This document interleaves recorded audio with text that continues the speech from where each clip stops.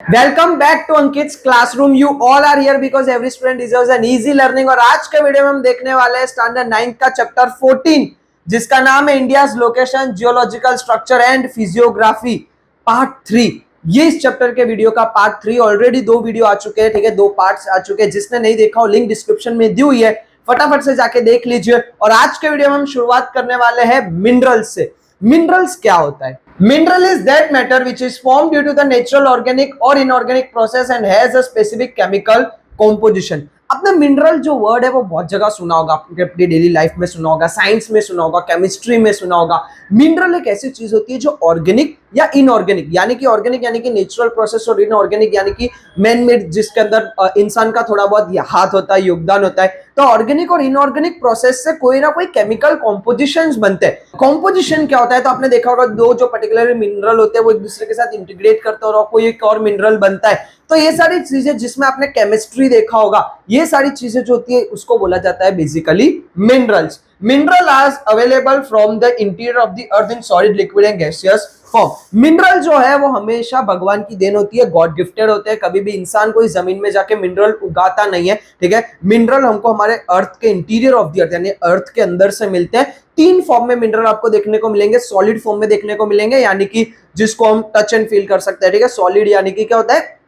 मजबूत, एक solid structure होता है उसका। लिक्विड फॉर्म में आपको देखने को मिलेगा, ठीक है। और गैसियस फॉर्म में भी आपको मिनरल देखने को मिलेंगे। Minerals depend on the geological structure of the surface of the earth. Minerals पूरी दुनिया में अवेलेबल हो ऐसा नहीं होता है। इंडिया में कुछ मिनरल्स अवेलेबल है, कुछ मिनरल यूएस में अवेलेबल है, कुछ होता है जो दूसरी कोई कंट्री में अवेलेबल होता है। इन इंडिया में पर्टिकुलरली बात करें तो जो मिनरल राजस्थान में मिलता है जरूरी नहीं है कि वो वेस्ट बंगाल में भी मिले। यानी कि मिनरल कैसा होगा और कैसे निकलेंगे और कहां से मिलेंगे वो डिपेंड करता है कि अर्थ की सरफेस कैसे, यानी कि वो पर्टिकुलर जगह पर जमीन कैसी है, वहां का जियोलॉजिकल स्ट्रक्चर। जियोलॉजिकल यानी कि वो दुनिया के कौन से मैप में, कौन से कोने में एग्जिस्ट करता है, उसका एटमॉस्फेरिक कंडीशन क्या है, वहां पर कितने साल से क्या प्रोसेस हो रही है, ये सारी चीजें वहां पर डिसाइड की जाती है और उसके बेस पर वो पर्टिकुलर जगह से मिनरल मिलता है। Mineral such as iron, copper, nickel, gold, silver etcetera are found in igneous rock. हमने लास्ट वीडियो में मतलब कि पार्ट 2 में रॉक्स के बारे में बात की थी। वहां पर हमने पहला रॉक देखा था इग्निशियस रॉक, जो प्राइमरी रॉक भी जिसको बोला जाता है। तो इग्निशियस रॉक में से हमें कौन कौन से मिनरल मिलते हैं? तो iron, copper, nickel, gold, silver और भी एक्सेट्रा बहुत सारे तरीके के मिनरल्स हमको किस में से मिलते हैं? इग्निशियस रॉक में से मिलते हैं। Coal, mineral oil and natural gas etcetera are available from stratified rocks. वही सेकंड पार्ट के वीडियो में हमने सेकंड रॉक पढ़ा था, स्ट्रेटिफाइड रॉक। तो स्ट्रेटिफाइड रॉक में से coal, mineral oils, natural gas, इसके अलावा भी अनेक एक्सेट्रा मिनरल्स आपको स्ट्रेटिफाइड रॉक में से मिलते हैं। While state, marble, diamond etcetera are available from metamorphic rock. और थर्ड जो होता है मेटामॉर्फिक रॉक, उसमें से कौन कौन से? तो स्लेट हो गए, मार्बल हो गया, डायमंड हो गया। ये सारे जो मिनरल्स है वो आपको किसमें से देखने को मिलेंगे? मेटामॉर्फिक रॉक में से देखने को मिलेंगे। बेसिकली जो मिनरल्स होते हैं वो इंटीरियर ऑफ द अर्थ में होते हैं, यानी कि जमीन के नीचे होते हैं। जमीन के नीचे जो होते हैं वो रॉक्स भी होते हैं। आपने देखा होगा डायमंड होते हैं, कोल होते हैं, की माइनिंग की जाती है, गोल्ड की भी माइनिंग होती है। माइनिंग यानी कि जमीन को खोद के वो चीज निकाली जाती है, वो चीज को ढूंढी जाती है, वो पत्थरों के बीच में ही कहीं पर छुपी हुई होती है। तो ये सारे इग्निशियस रॉक में से आपको क्या क्या देखने को मिलेगा? तो iron, copper, nickel, gold, silver, उसके अलावा बहुत सारे मिनरल्स। स्ट्रेटिफाइड रॉक में से coal, mineral oil, natural gas, ये सारी चीजें देखने को मिलेंगी। मेटामॉर्फिक में से स्लेट, मार्बल, डायमंड और अनेक चीजें, मिनरल्स आपको देखने को मिलेंगे।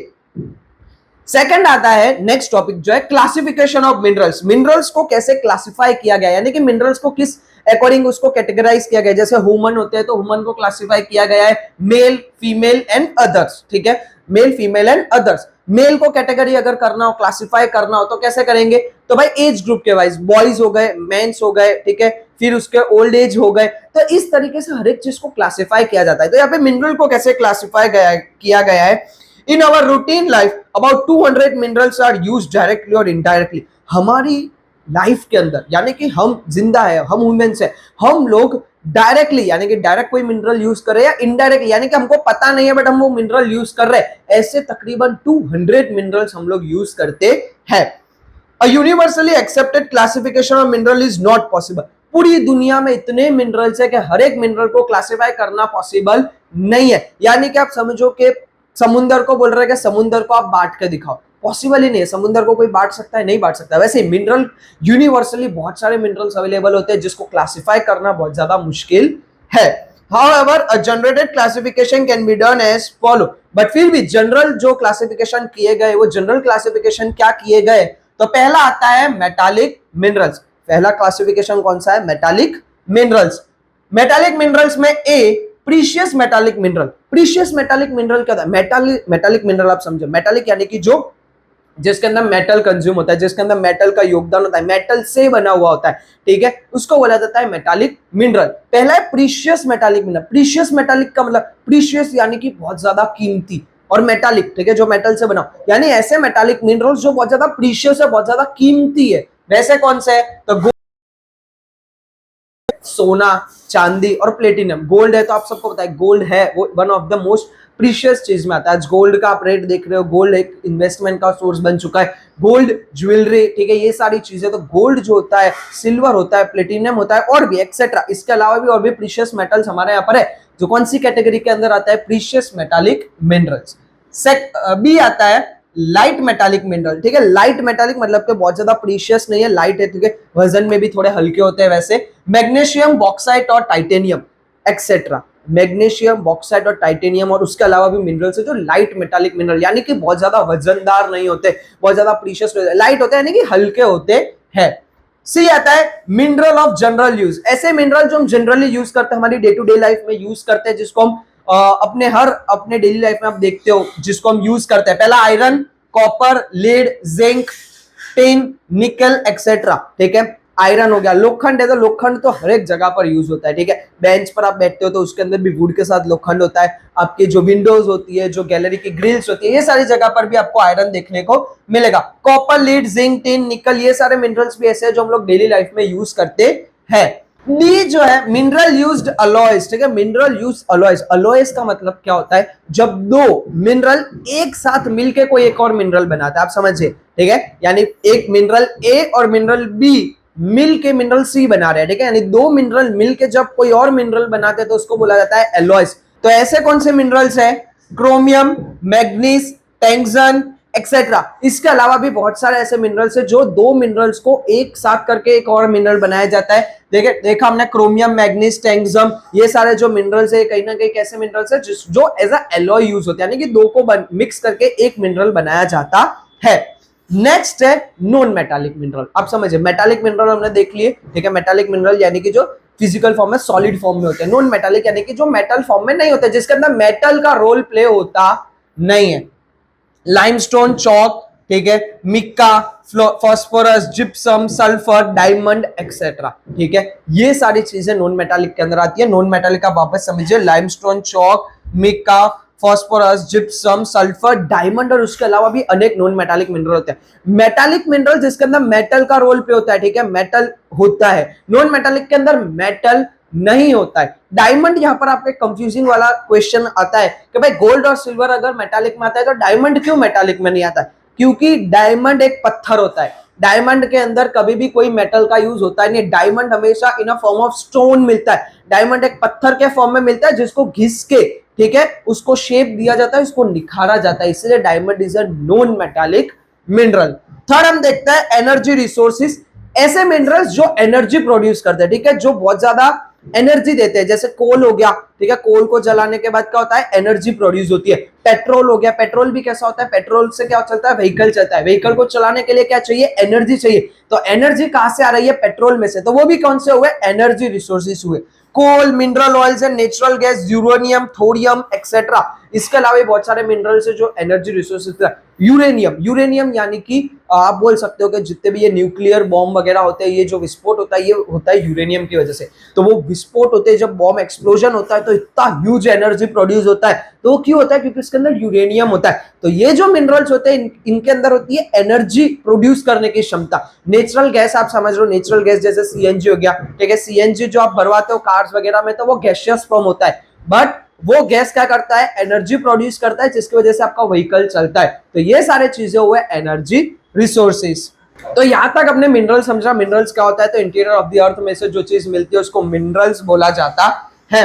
मिनरल्स जो होता है वो डिपेंड करता है कि वहां का जियोलॉजिकल स्ट्रक्चर कैसा है, एटमोस्फियर कैसा है, कौन सी जगह पर कौन सा मिनरल अवेलेबल है, वो सारी चीजें मिनरल्स के ऊपर देखी जाती है। मिनरल्स हमारे डे टू डे लाइफ के लिए बहुत ज्यादा इंपॉर्टेंट होता है, क्योंकि बिना विदाउट मिनरल्स हम कुछ भी कर सकते नहीं है। अराउंड डायरेक्टली और इनडायरेक्टली जो ह्यूमन होते हैं वो तकरीबन 200 मिनरल्स का यूज करते हैं। मिनरल्स को क्लासिफाई करना मुमकिन नहीं है, बट हमने जनरली कुछ क्लासिफिकेशन की है, जिसमें से पहला आता है मेटालिक मिनरल।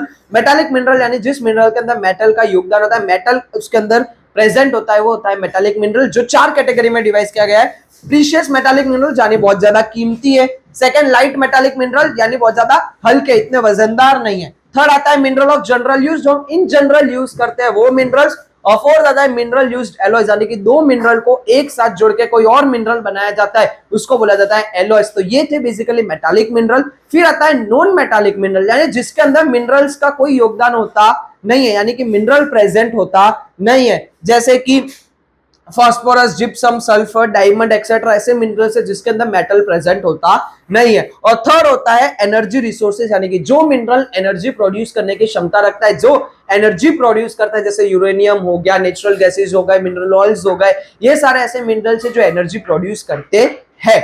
उसके बाद अब हम कुछ देखते हैं कि major minerals and their special distribution. ठीक है, हम देखते हैं कि ऐसे मिनरल्स जैसे आयरन हो गया, कॉपर हो गया, वो कहां से मिलते हैं। ठीक है, इंडिया की बात चल रही है, आउट ऑफ द वर्ल्ड नहीं। इंडिया के अंदर कौन सा मिनरल कहां पर मिलता है, इसके बारे में कुछ ब्रीफ चार्ट दिया हुआ है। तो पहला है आयरन। ठीक है, आयरन कहां से मिलता है, झारखंड, छत्तीसगढ़, आंध्र प्रदेश, गोवा, ओडिशा, तमिलनाडु, महाराष्ट्र, राजस्थान, कर्नाटका, बिहार और मध्य प्रदेश, ये सारे स्टेट में से क्या निकलता है, आयरन निकलता है।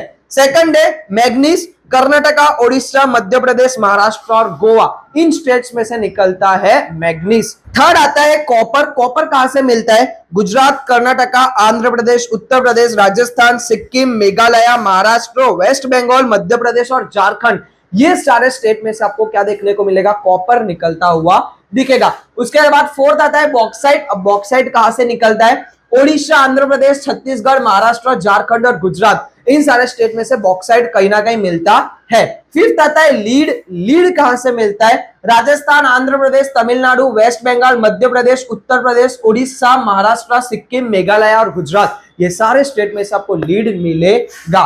सिक्स आता है मिक्का। आंध्र प्रदेश, राजस्थान, बिहार और झारखंड, ये 4 स्टेट में से मिक्का फाउंड होता है। फिर 7 आता है लाइमस्टोन। तो लाइमस्टोन मिलता है मध्य प्रदेश, छत्तीसगढ़, आंध्र प्रदेश, राजस्थान, गुजरात और हिमाचल प्रदेश, इन स्टेट में से लाइमस्टोन मिलता है। यहाँ पर बहुत ही ब्रीफ दिया हुआ है। ठीक है, 7 को हमारे यहाँ पर अन्य को मिनरल बहुत सारी जगह से मिलते हैं, तो वो सारी चीज आपको बुक में देना पॉसिबल नहीं है, इसलिए आपको कुछ मेन जो 7 मिनरल्स है उसके बारे में बताया हुआ है कि वो इंडिया के कौन से स्टेट में से मिलते हैं। ऐसे हमारे यहाँ पर अनेकों मिनरल्स है जो हमारे यहाँ पर मिलते हैं, हम इंपोर्ट करते हैं, एक्सपोर्ट करते हैं, बहुत सारी चीजें करते हैं। ऐसे भी मिनरल्स है जो पूरी दुनिया में और कहीं नहीं और सिर्फ इंडिया में भी मिलते हैं, और ऐसे कुछ ऐसे भी मिनरल है जो पूरी दुनिया में मिलते हैं और इंडिया में मिलते ही नहीं है। तो ये सारी चीजें थी बेसिकली मिनरल्स के बारे में। आई होप आपको मिनरल समझ में आ चुका हो। इसके बाद हमारा नेक्स्ट और लास्ट टॉपिक आता है सॉइल। सॉइल यानी कि मिट्टी। ठीक है, आपको पता ही होगा मिट्टी, जो आपने एग्रीकल्चर वगैरह के चैप्टर पढ़े होंगे पहले, ठीक है, 8th वगैरह में सॉइल के बारे में, यानी कि मिट्टी के बारे में हम लोग देखेंगे। We know that soil is the basic resource for agriculture. हमें यह पता है कि एग्रीकल्चर करने के लिए सॉइल बहुत ज्यादा इंपॉर्टेंट है। अगर सॉइल यानी कि मिट्टी फर्टाइल वाली नहीं हुई तो वहां पर कभी भी एग्रीकल्चर पॉसिबल नहीं है, यानी वहां पर कभी भी खेतीबाड़ी हो सकती नहीं है। Beside agriculture, soil is also very important. Agriculture के अलावा भी हमारे यहाँ पर सॉइल का बहुत ज्यादा इंपॉर्टेंस होता है। ठीक है, यानी कि एग्रीकल्चर के लिए तो सॉइल 110% जरूरी है। ठीक है, वरना कुछ अच्छा उगेगा ही नहीं एग्रीकल्चर में।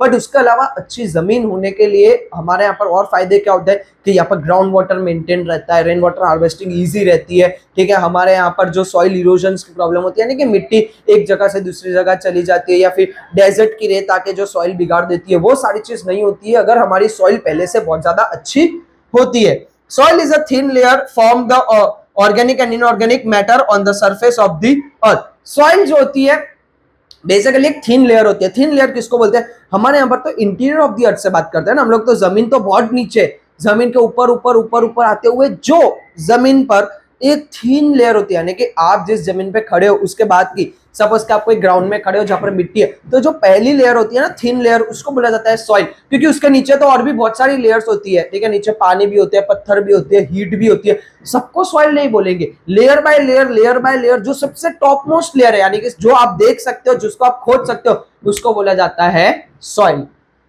Soil is related to the surface of the earth in the same way as the apple with its skin. Example अच्छा दिया हुआ है, ठीक है। फ्रूट आपने खाए होंगे, फ्रूट में आपने एप्पल खाया होगा, ठीक है, एप्पल या सफरजन आपने खाया होगा। सॉइल और जमीन वैसे ही है जैसे एप्पल और उसका छिलका, जैसे आप छिलका देखते हो कितनी थिन लेयर होती है एप्पल की, जिसको हम लोग चाकू से क्या करते हैं, हटाते हैं, ठीक है, आप समझे, चाकू से हटाते हैं, एकदम पतली लेयर होती है, पतला सा छिलका होता है, उसके बाद क्या होता है, एप्पल होता है। वैसे जमीन का जो पतला सा छिलका होता है, यानी कि जो टॉप मोस्ट थिन लेयर होती है, वो होती है soil. The thin layer on the crust of the earth is called soil. हमारे अर्थ के क्रस्ट के ऊपर जो पहली थिन लेयर होती है, पतली सी लेयर होती है, उसको बोला जाता है बेसिकली सॉइल। वापस देख लेते हैं सॉइल क्या होती है। तो सॉइल एक इंपॉर्टेंट होता है, सॉइल यानी कि मिट्टी, मिट्टी इंपॉर्टेंट होती है for agriculture as well as agriculture के अलावा भी बहुत सारी चीजों के लिए सॉइल इंपॉर्टेंट होती है। सॉइल यानी हमारे अर्थ की थिन लेयर, यानी अर्थ के जमीन के इंटीरियर ऑफ द अर्थ की जो थिन लेयर होती है, उसको बोला जाता है सॉइल। जैसे कि एप्पल के ऊपर उसका छिलका होता है, वैसे हमारे इंटीरियर ऑफ द अर्थ यानी कि अर्थ के क्रस्ट का पहला छिलका होता है सॉइल। तो ये था बेसिकली सॉइल के बारे में इंट्रोडक्शन।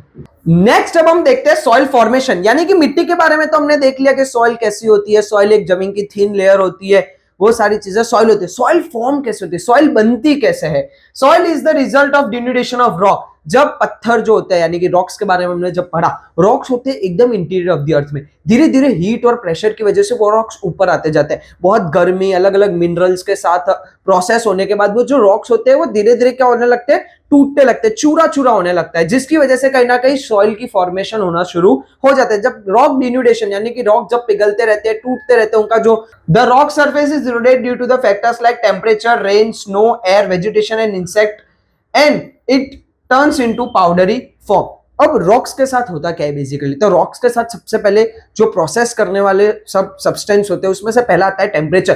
टेम्परेचर की वजह से जो होता है वो रॉक टूटने लगते हैं, ठीक है, क्योंकि क्या होता है, एक्सट्रीम हीट टेम्परेचर होता है, जिसकी वजह से रॉक क्या होता है, पिघलने वगैरह लगते हैं। उसके बाद आता है रेन, बारिश रोल प्ले करता है, बारिश आती है, ठीक है, जमीन के अंदर पानी चला जाता है, ग्राउंड वाटर होता है, वो पत्थर के साथ बारिश प्रोसेस करती है। उसके बाद स्नो होता है, कुछ जगह पर स्नोफॉल्स भी होती है, वहां पर स्नो भी रोल प्ले करती है। एयर यानी कि हवा कितनी चल रही है, वो सारी चीजें, ह्यूमिडिटी कितनी है, वेजिटेशन वहां पर कौन सी चीजें उगती है, और सबसे मेन इंसेक्ट। इंसेक्ट जो होते हैं ना, वो होते हैं बहुत छोटे, बट वो हमारे वेजिटेशन यानी एग्रीकल्चर में और उसके अलावा सॉइल के फॉर्मेशन में बहुत ज्यादा इंपैक्ट प्ले करते हैं। कैसे, क्योंकि जो इंसेक्ट होते हैं वो जमीन के अंदर होते हैं, वो अपना वेस्ट होता है, ठीक है, वो सारी चीजें छोड़ते हैं सॉइल के अंदर। तो ये सारी चीजें, इसके अलावा भी बहुत सारे फैक्टर होते हैं जमीन के अंदर जो एक दूसरे के साथ मिक्सअप होते हैं, प्रोसेस होती है, और उसके बाद कहीं ना कहीं सॉइल बनना शुरू हो जाता है। Thus it forms the land layer, और यही वजह होती है कि जिसकी वजह से लैंड लेयर बनती है। In this layer, there are gravels, smaller stones, pebbles, soil particles, etc., which are known as regolith. अब ये जो लैंड होती है ना, हमने देखा कि यहाँ पर पत्थर, एयर, वेजिटेशन, इंसेक्ट, सारी चीजें मिक्स हो रही है, ठीक है। तो इसके अंदर आपको कुछ छोटे बड़े पत्थर देखने को मिलेंगे, जिसको हम कंकर वगैरह बोलते हैं, ये सारी चीजें देखने को मिलेगी। कुछ सॉइल पार्टिकल्स देखने को मिलेंगे, ठीक है। उसके अलावा पेबल्स देखने को मिलेंगे, स्टोन्स देखने को मिलेंगे, ग्रेवल्स देखने को मिलेंगे, यानी अलग अलग तरीके के पत्थर, अलग अलग तरीके के कंकर, अलग अलग तरीके के सॉइल पार्टिकल्स एक साथ मिक्स होते हैं, यानी कि अभी तक कुछ भी अलग नहीं हुआ है, सब एक साथ मिक्स होता है, उसको हम बोलते हैं रिगोलिथ।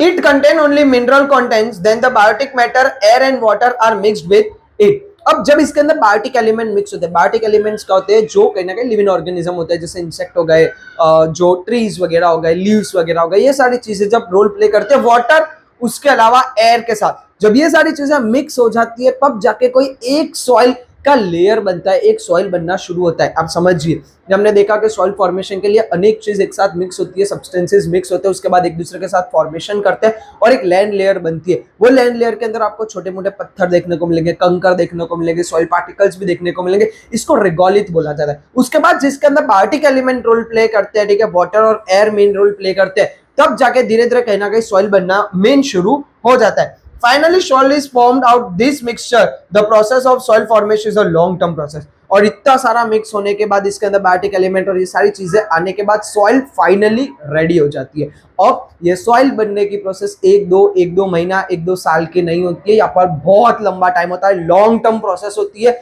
क्यों? क्योंकि यहाँ पर कहीं ना कहीं हजारों साल का सब प्रोसेस चल रही होती है, क्योंकि पत्थर कब नीचे से ऊपर आएंगे, उसके अंदर temperature, insects, vegetation, biotic elements, water, air, सब कुछ एक रोल प्ले करती है। तो वो सारी चीजें होने में बहुत ज्यादा टाइम लगता है। हम अब देखते हैं सॉइल इन इंडिया। हमारे यहाँ पर इंडिया में कितने तरह की सॉइल देखने को मिलती है, मतलब कि टाइप्स ऑफ सॉइल। तो हमारे यहाँ पर बेसिकली 6 टाइप्स के अंदर सॉइल को डिस्क्राइब किया गया है, यानी कि क्लासिफाई किया गया है। कौन सी है वो 6 टाइप की सॉइल? तो फर्स्ट आती है एलुवियल सॉइल, ठीक है, पहला होता है alluvial soil. This soil can be divided into 2 types, khadar and bagar. ये एलुवियल जो सॉइल है इसको पर्टिकुलरली 2 टाइप्स में बांटी गई है, पहली है खदार और दूसरी है बगार। तो ये दोनों कैटेगरी एलुवियल सॉइल की ही है। This soil is formed due to the fresh alluvial deposit is known as खदार soil, ठीक है। ये सॉइल फॉर्म होती है जब फ्रेश एल्यूवियल डिपोजिट आते हैं। एल्यूवियल बेसिकली रिवर्स के साथ आते हैं। रिवर्स के साथ कैसे कि जब नॉर्थर्न पेनिनसुलर में से रिवर्स आना शुरू हो जाती है, ठीक है, तो उसके साथ बहुत सारे एल्यूवियल डिपोजिट्स भी आते हैं। जब ये फ्रेश एल्यूवियल डिपोजिट्स आते हैं तो उसको बोला जाता है खदार, ठीक है। As this soil is formed due to the river flood, it's found mostly nearby the river. ये soil basically बनती भी रिवर का फ्लड की वजह से है। क्यों? क्योंकि रिवर अपने साथ एल्यूवियल डिपोजिट्स लेके चल रही होती है। जब रिवर फ्लड आती है आसपास की जगह पर वो पानी भर जाता है, एल्यूवियल डिपोजिट्स नीचे बैठ जाते हैं जमीन के ऊपर और वहां पर एल्यूवियल सॉइल डेवलप्ड होना शुरू हो जाती है। इसीलिए रिवर के आसपास आपको एल्यूवियल सॉइल ज्यादा देखने को मिलेगी। Generally such soil is Sandy, ठीक है, ये सॉइल के अंदर सैंडी होती है, यानी कि बहुत ज्यादा मिट्टी आपको देखने को मिलेगी। Soil containing old alluvial in the upper valley region of a river is called bagar soil, ठीक है। खदार सॉइल क्या होता है? खदार एल्यूवियल सॉइल क्या होता है कि जो फ्रेश एल्यूवियल डिपोजिट्स आते हैं। बगार एल्यूवियल सॉइल क्या होता है? जो ओल्ड पहले से, मतलब पहली एल्यूवियल सॉइल जो वैलीज वगैरह में पहले से हाई रीजन्स पर आपको देखने को मिलती है। समझो, एक होता है ओल्ड वर्जन, एक होता है न्यू वर्जन। न्यू वर्जन जो आता है, फ्रेश वर्जन, उसको खदार एल्यूवियल सॉइल बोला जाता है। और जो पहले से ही है यानी कि ओल्ड वर्जन है, उसको बोला जाता है bagar alluvial soil. It's sticky and has dark colour. अब अगर हम स्पेशली बगार सॉइल की बात करें तो वो होती है डार्क इन कलर, ठीक है। एल्यूवियल सॉइल कैसी कलर की होती है? आपको डार्क कलर की देखने को मिलेगी। उसके बाद आता है alluvial soil is seen in many parts of the country. Alluvial soil जो है वो हमारे यहाँ पर कंट्री के अनेक पार्ट्स में आपको देखने को मिलेगी। ये जो पर्टिकुलर बगार सॉइल की बात चल रही है, ठीक है, तो ये स्टिकी भी होती है। स्टिकी कैसी होती है कि चिपचिपी होती है, ठीक है, एक बार आप हाथ में पकड़ोगे तो थोड़ा स्टिक भी हो जाएगा, ऐसी स्टिकी सॉइल देखने को मिलेगी। एल्यूवियल सॉइल जो है वो हमारे यहाँ के कंट्री के बहुत रीजन्स में आपको देखने को मिलेगी। Their fertility is also different at different places. Generally, such soil is very fertile. It is found in Punjab, UP, Bihar, West Bengal etcetera, ठीक है।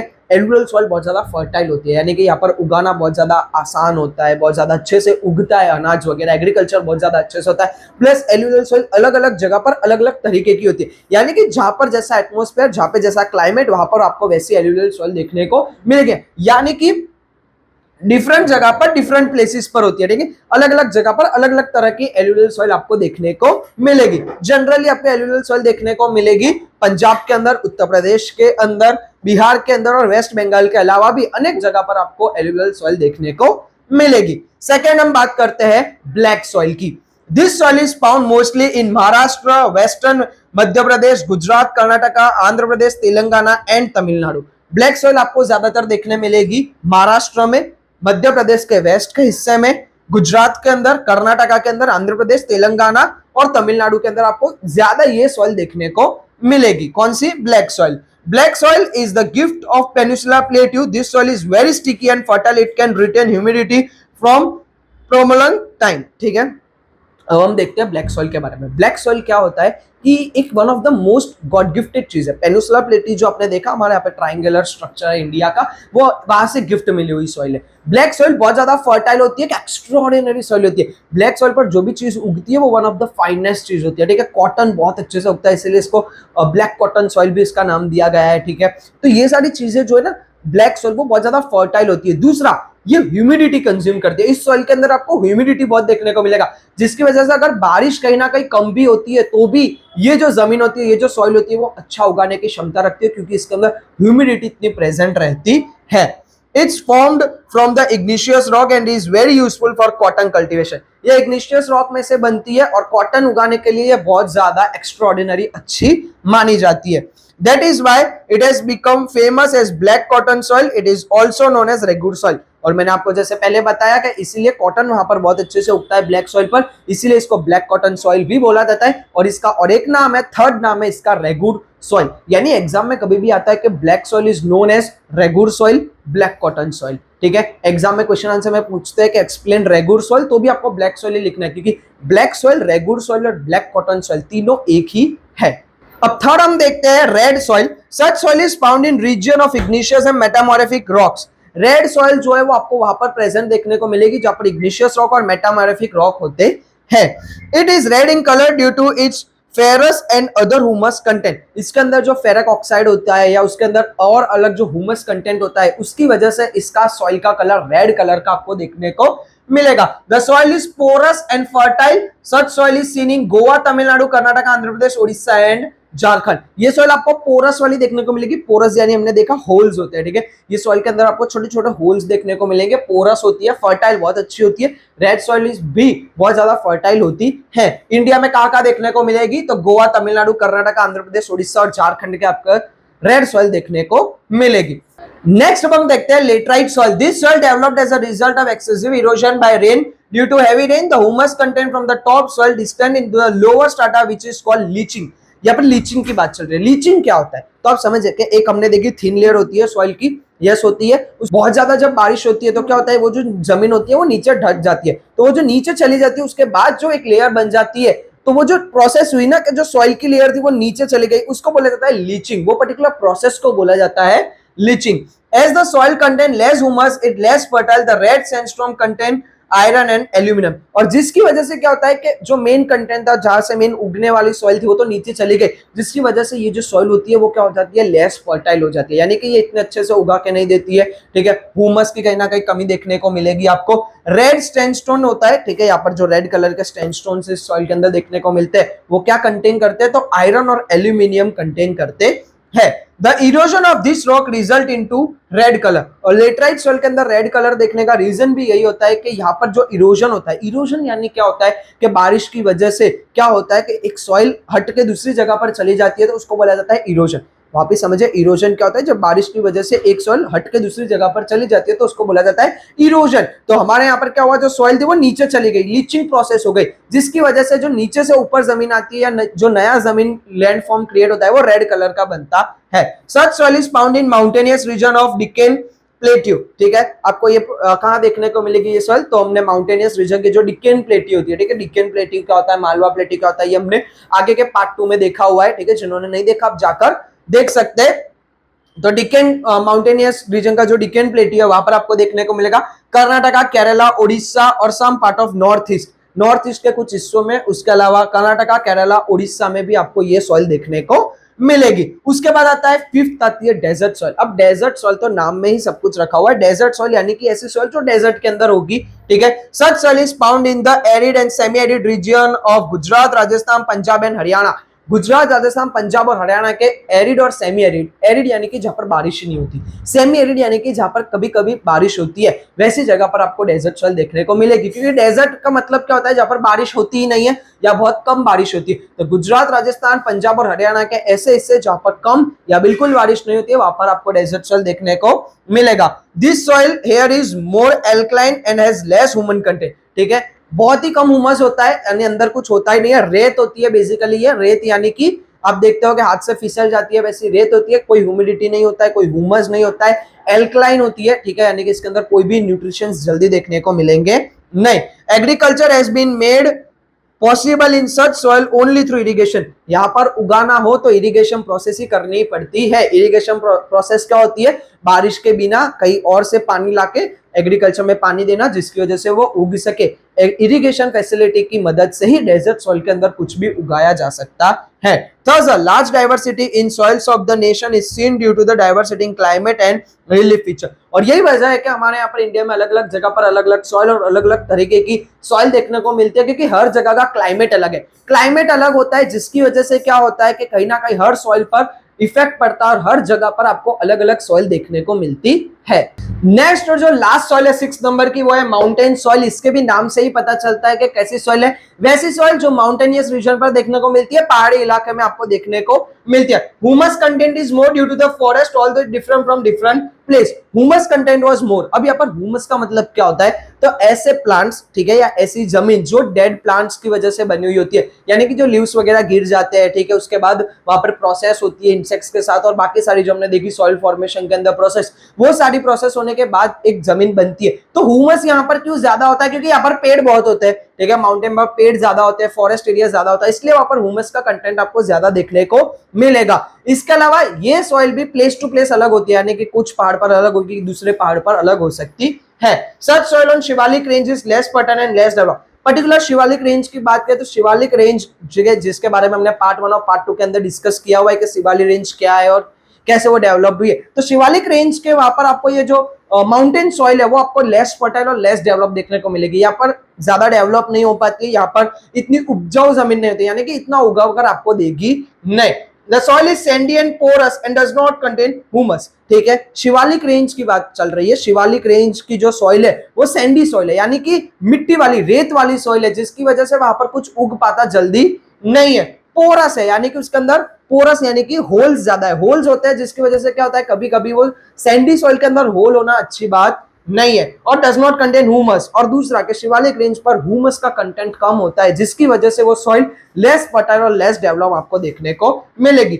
Such soil is found in mountainous region of the country. ठीक है, हमारे देश के जहां पर mountains आपको देखने को मिलते हैं, पहाड़ी इलाके हैं, वहां पर आपको ये सॉइल देखने को मिलेगी। जैसे मेघालय के अंदर आपको ये सॉइल देखने को मिलेगी, अरुणाचल प्रदेश के अंदर ये सॉइल देखने को मिलेगी। ईस्टर्न हिल रेंज, यानी कि हमारे कंट्री के ईस्ट के तरफ जो ईस्टर्न हिल रेंज, यानी कि हमारे कंट्री की जो ईस्ट डायरेक्शन है, वहां पर जो पहाड़ी इलाके हिल रेंज है, वहां पर आपको देखने को मिलेगा। उत्तराखंड और हिमाचल प्रदेश में भी आपको माउंटेन सॉइल देखने को मिलेगी, और उसके अलावा जम्मू कश्मीर और लद्दाख के अंदर भी आपको ये सॉइल देखने को मिलेगी। तो ये था बेसिकली हमारा 6 टाइप्स के बारे में। तो ये था बेसिकली 6 टाइप के सॉइल के बारे में। सॉइल क्या होता है, सॉइल कैसे बनता है, और कौन से तरह की सॉइल इंडिया में देखने को मिलती है, उसके बारे में आपको बताया गया है। उसके अलावा ये पूरा चैप्टर यहीं पर खत्म हो जाता है। ठीक है, इसके 3 पार्ट थे total, part 1, part 2 and part 3। हमने बहुत ही डिटेल में और बहुत ही अच्छे से कोशिश की है कि हम आपको एक्सप्लेन कर पाए। आप कमेंट्स में बताइए आपको एक्सप्लेनेशन कैसा लग रहा है। लाइक कीजिए, शेयर कीजिए, कमेंट कर दीजिए। जिसने अभी तक व्हाट्सएप चैनल ज्वाइन नहीं किया तो लिंक डिस्क्रिप्शन में दी हुई है, ज्वाइन कर लीजिए ताकि आपके पास रेगुलर अपडेट सबसे पहले पहुंच पाए। तब तक बने रहिए अंकित क्लासरूम के साथ। जय हिंद, जय Bharat, thank you very much.